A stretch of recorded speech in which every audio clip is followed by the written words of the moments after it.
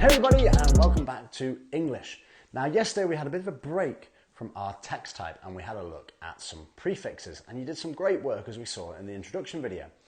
Now, as a quick starter for today on today's sheet, we played something about pronouns. We looked at these last week. These are words which replace nouns. So instead of saying Mr. A did this, Mr. A did that, then Mr. A all of a sudden, and keep saying Mr. A, you might put he or that handsome teacher over there.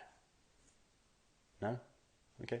But basically you replace a noun with another word so that you don't get too repetitive in your writing. And there's a quick starter on that to have a look at. Right, well what are we doing today? Well, we're planning a story. Now thankfully we're planning a story about a journey, and that's quite a nice way to plan this story, because planning a story is kind of like a journey in itself. You want to know where you start and you want to know where you end, but you want there to be an adventure somewhere along the way. And your story today is actually going to be about being lost. Now we've looked at loads of things. We've looked at how a character might be feeling if they're lost. We've looked at describing the situation around them using similes, metaphors and personification. We looked at spelling certain words that might help.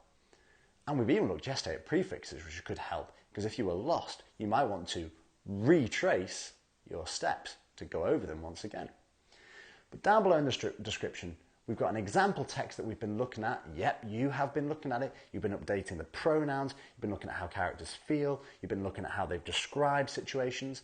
And we place that there again for you to have one more look at as your example. And then we want you to come up with your very own story. Don't write it yet, just plan it on what's going to happen to your character. We've got 5 steps for you to follow in that description. So take your time. You might want to draw pictures. You might want to do one of our roll on the walls for how the character might be feeling. You might want to draw your setting and start labelling it with some similes, metaphors and personification. But take your time with this one. How are you going to make the audience feel when they're reading about this character? So you're only planning your story today in preparation for writing it in the future. Links are always in the description below. Send them in to us so we can have a look on tomorrow's intro and feedback video. And if you haven't already, hit subscribe and share what you're doing on social media so everyone can join in with these lessons. See you later.